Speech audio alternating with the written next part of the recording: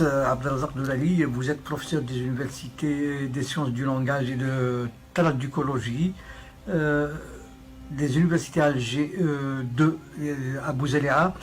Comment évaluez-vous la situation de Tamazight en Algérie?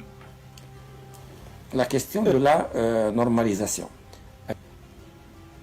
Depuis 1995 jusqu'à 2002, elle s'est faite de manière empirique. Sur Bouzharoun, il n'y avait pas de méthode didactique spécifique. Il n'y avait pas non plus, et c'est ça le plus grave, il n'y avait pas de texte authentique de la langue pour faire un enseignement de la langue correctement. Après, plus particulièrement 2003, où il y a eu les premiers manuels scolaires Tamazight, les premiers manuels étaient lacunaires. On enseigne une langue dont on n'a pas choisi la bonne norme. C'est pas une langue native. C'est pas une langue maternelle. Donc, Tamazight, c'est un concept abstrait qui relève, on peut dire, d'une construction mythique. Une construction mythique. Parce que Medden, ils se sont trompés de combat. Les militants étaient pressurés,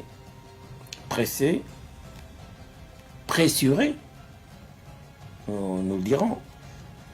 L'idée fondatrice était une idée mythique, c'est l'unification. Et ça a posé des problèmes. D'abord, j'allais dire, les planificateurs linguistes, la normalisation, ce n'étaient pas des grands linguistes. Ce n'étaient pas non plus des gens qui étaient savants dans le domaine. Le côté militant prenait le pas sur le côté scientifique. Donc l'enseignement était mal fait. Et on a eu en Kabylie, il y a eu même des articles de presse, etc. sur ça. En Kabylie, il y avait des gens qui avaient refusé d'accepter l'enseignement de Tamazight. J'avoue, je ne suis pas prophète, mais j'avoue que je l'ai dit dans les années 80. J'ai été étonné en 90, mars 90. J'ai publié un article dans un colloque sur les dialectes à Oran, les dialectes algériens à Oran, où j'ai dit les grandes erreurs qu'il faut éviter, c'est d'essayer de créer une langue unique, parce que ça va être une langue froide, où les gens ne se... Donc, quand tu fais un enseignement en Haute-Kabylie, que les gens demandent des dérogations, il faut aller voir au niveau des académies locales combien de gens ont demandé des dérogations pour leurs enfants pour ne pas subir cet enseignement. Parce que c'est le cas de le dire, c'est subir l'enseignement. Donc, les méthodes étaient erronées et la norme était fausse. Cette façon critique de présenter les choses, ça n'est pas pour juste décrédibiliser les gens qui ont fait ce travail. Les gens qui ont fait ce travail ont fait un grand boulot, ils ont fait beaucoup de sacrifices. Malheureusement, ils étaient tellement gentils, ils avaient tellement de bonnes intentions qu'ils se sont complètement fourvoyés. Alors, pendant la même période, si on n'arrive pas à faire accepter cet enseignement chez les berbérophones, les amazigophones, comment le faire accepter chez les arabophones?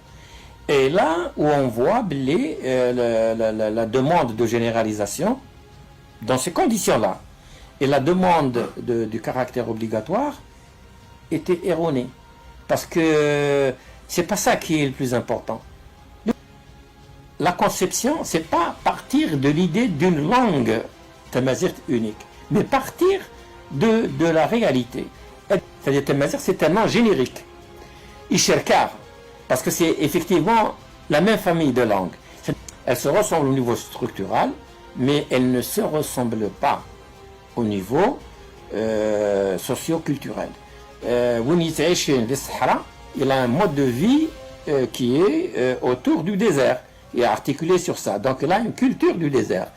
c'est pas la même chose, par exemple, entre le Touareg et le Kabyle. Le Kabyle, il vit dans les montagnes, dans la végétation, etc. Donc sa vie est organisée comme ça. Donc la langue suit, elle exprime finalement le mode de vie que nous avons. Donc il faut partir de la réalité. Il y a une variation, à peu près 7 grandes variétés. 7 grandes variétés. Mais dans les variétés, il y a encore de la variation. Donc il fallait partir avec un esprit ouvert dans de la politique. Donc la politique, bon, il peut avoir une conception des langues. Mais les reproches que je fais, je les fais à mes collègues, y compris mes étudiants qui sont devenus mes collègues, qui ont travaillé, qui sont linguistes, et qui ont travaillé dans un processus qui était biaisé dès le départ. Moi qui suis spécialiste du domaine, je te dis que non. Mais c'est kiff kiff. Donc la conception doit changer. La conception doit changer, c'est pour ça qu'il y a un échec. Le nombre d'élèves, de classes et de wilayas où on enseignait Tamazight, où la demande était très forte. C'était, j'ai pas le chiffre en tête, mais c'était excellent. Elle a commencé à régresser. Parce que voilà la réalité. Donc c'est dans la Constitution de 2016, il y a eu un changement. L'article 4 de la Constitution de 2016, il te dit Tamazight est également langue nationale et officielle dans ses différentes variétés en usage sur le territoire national. C'est-à-dire, les choses officielles. Ce n'est pas un Tamazight complètement froid, détaché de l'affect des gens, de la réalité des gens, de la réalité linguistique. C'est les différentes variétés. C'est-à-dire, Haroum Zavé, Tomzaf, c'est les officiels Rors. Haroum Khvaili, Taqvaili, c'est les officiels Rors. Ouina Tashawi, Tashawi, Tashinoui, Tashinoui, etc. L'État, il reconnaît une langue de quelqu'un, d'un citoyen algérien, ou d'un groupe de citoyens, ou d'une communauté de citoyens. Il ne reconnaît pas une langue artificielle. La langue artificielle, elle ne peut pas fonctionner.